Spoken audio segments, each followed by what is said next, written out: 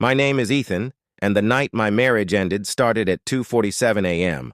when my wife's smartwatch lit up on the kitchen counter with a message from R. Can't wait to taste you again. I stood there in the dark, listening to the refrigerator hum and the clock tick, holding that wrist-sized betrayal like it might burn through my palm. I didn't wake her. I didn't throw the watch. I put it down, said nothing, and let our house go quiet in a new way. 3 months later, Talia tossed a suitcase into her trunk and said, "Don't disturb me with calls. I'll be unavailable for 7 days, the way people say do not resuscitate." She kissed my cheek like a receipt, slid on sunglasses, and drove off to her annual girls' trip. I watched the streets swallow the car and finally exhaled. 7 days was exactly what I needed. I work in cybersecurity. Talia always bragged about that, the way you brag about a guard dog without imagining it might bite. She loved gadgets and clouds and syncs and every smart thing that needed a password. I had the passwords. She'd given them to me when we were still a team. So while her taillights faded, I opened my laptop and traced the web she wove, watch to phone, phone to cloud, cloud to me. Her smartwatch was a diary that kept receipts, heart rate, location, notifications. With a few clicks, her data mirrored onto my laptop, my phone, and yes, to one more screen I added out of a sense of symmetry I won't pretend wasn't petty, her parents' TV. If I'd been crazy, I would have confronted her. If I'd been cruel, I would have posted everything bright and public. I did neither. I let the truth collect itself. Talia flew to Miami. Her story said girls' trip. Her credit card said Coastal Haven Cabins, 2-person booking. Her posts showed sunglasses and a smile. In the reflection of those lenses, a man's shoulder. Small things, unless you're the man she once teased for noticing everything. I invited her parents for a surprise. I cleaned the living room, set up the feed, made popcorn, even lit her favorite cinnamon candle. When they arrived with brownies and optimism, I told them we'd watch what Talia sent from her trip.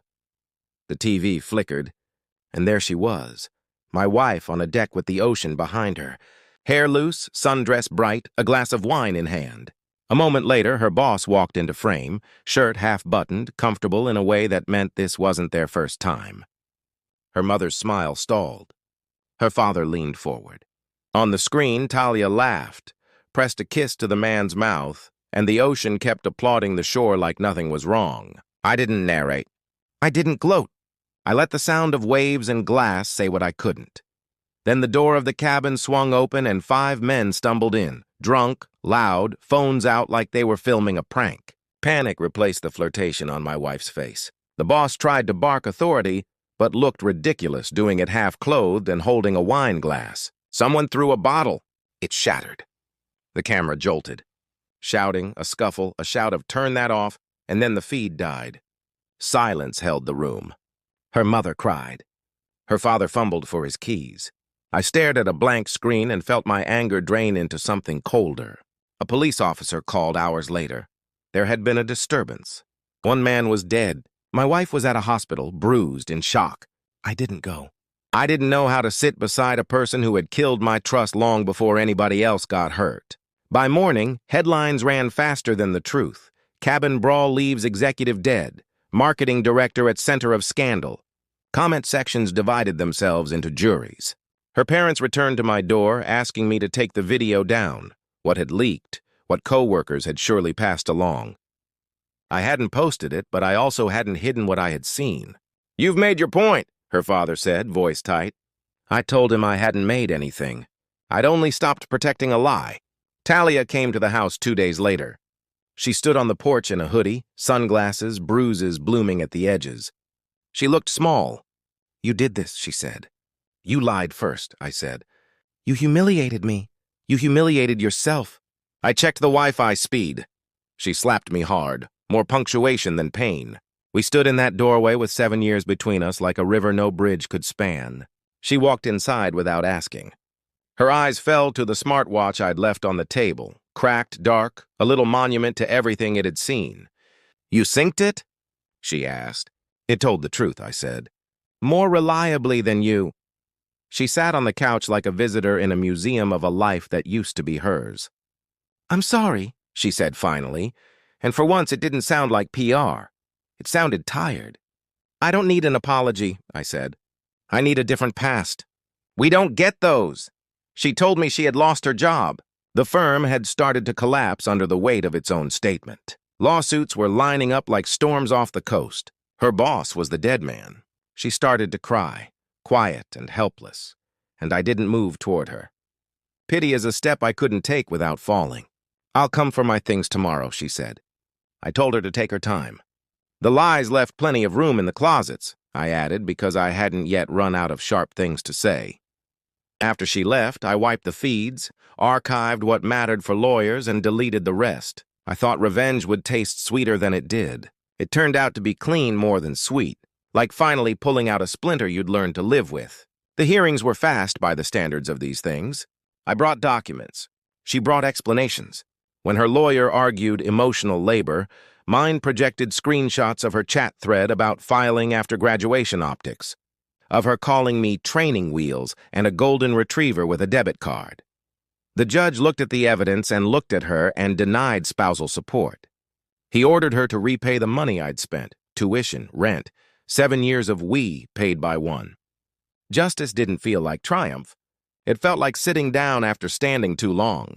If the internet remembered us for a season, it forgot us the way it forgets everything. Another story replaced ours. I sold the house and moved into a small apartment that smelled like fresh paint and quiet. I changed my last name back to the one my mother gave me. I stopped wearing a smartwatch. If something is important now, it finds me without a buzz. One morning, a month later, a package arrived without a return address. A note in Talia's handwriting and a small drive. "You deserve to know the rest." I almost threw it away. Instead, I plugged it in and found hospital footage, interviews, investigators, therapists. Talia said she tried to end it. The boss got angry. The men barged in. A punch, the fall, the end of a life and any version of hers that looked like before. She cried in a way I'd never seen. "Tell him I get it now," she said softly to the room. The silence wasn't punishment. It was peace. I powered down the screen and tossed the drive.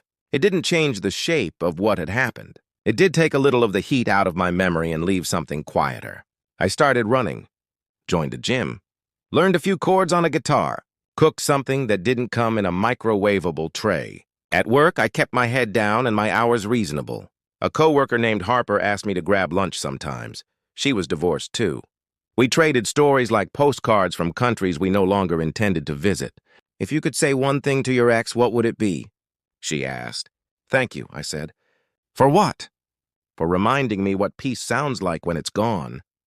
She laughed at that, not unkindly, and didn't ask for a sequel.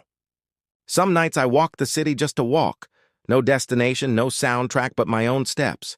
Once I drove past the old house. New people lived there. Their kitchen lights were warm. They were arguing about paint colors and laughing in the same breath. I smiled and kept driving. Ghosts don't need audience, only distance. A lawyer emailed, "All financial ties are dissolved." Freedom sometimes looks like paperwork. I took a trip to a lake in Montana and rented a cabin that didn't pretend to be romantic about anything. Rain on the roof, coffee in a mug that warmed my hands. I stood on the porch and listened. Not for texts or headlines or footsteps, for water and wind. The world made the soft noises it's made since before any of us were here.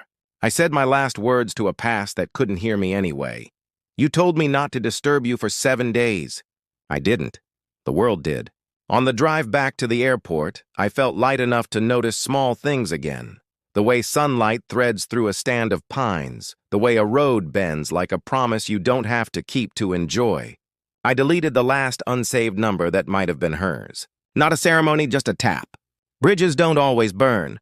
Sometimes they freeze until you're far enough away that you don't hear them crack. People think revenge is fire. It isn't, it's frost. It numbs you long enough to make better choices. And when the feeling returns, if you've been careful, what thaws is a simpler life. Mine is simple now. I make coffee. I work. I run. I listen more than I talk. When my phone buzzes in the morning, I let it wait.